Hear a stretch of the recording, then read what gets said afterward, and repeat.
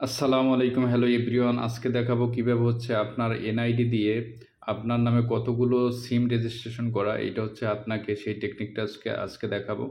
তো আপনাকে প্রথমে হচ্ছে টাইপ প্যাডে যেতে হবে। তো এখানে হচ্ছে আপনি প্রথমে *1600 তারপর অন বসাতে হবে, তারপর হ্যাশ বসাবেন। বসানোর পরে আমি হচ্ছে আবারও রিপিট করি *1600 হ্যাশ। তো এখানে হচ্ছে আপনি ডায়াল করবেন, যে কোনো সিম দিয়ে ডায়াল করলেই হবে।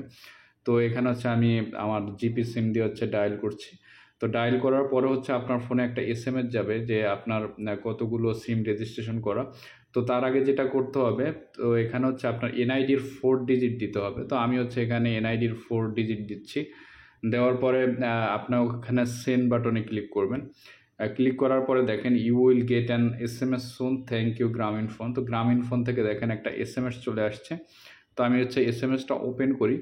ওপেন করার পরে এখানে দেখেন যে টোটাল 7, তারপরে হচ্ছে আপনার এখানে জিপি হচ্ছে তারপর হচ্ছে আপনার এসএনআইডি 7। তো এখানে হচ্ছে আপনার 7টার মতো হচ্ছে আপনার নাম্বার রেজিস্ট্রেশন করা এই এনআইডি দিয়ে। তো এখানে আপনার যেটা দেখতে পাচ্ছি সেটা হচ্ছে আপনার নাম্বারের শুরুর 3 ডিজিট এবং হচ্ছে শেষ 3 ডিজিট এখানে কিন্তু আমাদের শো করতেছে। তো এইভাবেই হচ্ছে আপনারা আপনাদের এনআইডি দিয়ে হচ্ছে আপনি জেনে নিতে পারেন যে আপনার এনআইডি দিয়ে কতটা সিম আপনার নামে রেজিস্ট্রেশন করা। তো ভিউয়ার্স, এভাবে নিত্য নতুন ভিডিও পেতে আমার চ্যানেলে সাবস্ক্রাইব করবেন, বেল আইকন ক্লিক করে পাশে থাকবেন, লাইক কমেন্ট শেয়ার করে পাশে থাকবেন। ধন্যবাদ সবাইকে।